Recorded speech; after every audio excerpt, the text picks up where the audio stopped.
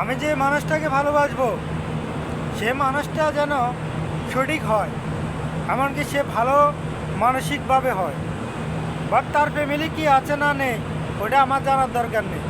হয়তো বা আমি আমার ফ্যামিলির বিরুদ্ধে চলে যাব, কিন্তু তুমি মানুষটা তো যেতে হবে। তুমি যদি তোমার ফ্যামিলির বিরুদ্ধে না যাও তাহলে কখনো আমাদের সম্পর্কটা একসাথে হবে না। হয়তো বা আমার দেশে আসার অপেক্ষা আর কিছুদিনের মাত্র বাকি, তারপর জানি না কি হবে, নাকি আলাদা হয়ে যেতে হবে সেটাও জানি না। কিন্তু একটা আফসোস আমার, আমি তোমাকে সত্যিকারই ভালোবাসছি, কিন্তু তোমাকে যদি নিজের করে না নিতে পারি তাহলে ভালোবাসার মূল্য আর থাকতো না। আজকে তুমি হয়তো বা আমার কলে বিরক্ত, তোমাকে একটাবার ভিডিও কলে আসার জন্য অনেকবার বলতেছি, কিন্তু তুমি আসতেছো না। তুমি মনে করছো তোমার চেহারাটা দেখে আমি স্ক্রিনশট নিব, অনেক কিছু বলবো, কিন্তু ভালোবাসা এমন না। ভালোবাসা দুজন দুজনকে কেয়ারিং করতে হয়।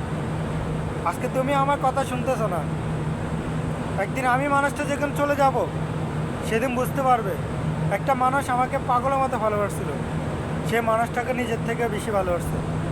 কিন্তু এখন আমি থাকা অবস্থায় তুমি আমাকে এরকম করতেছো। সমস্যা নেই, আর মাত্র অল্প কিছুদিন, তারপর দেশে ব্যাক করতেছি।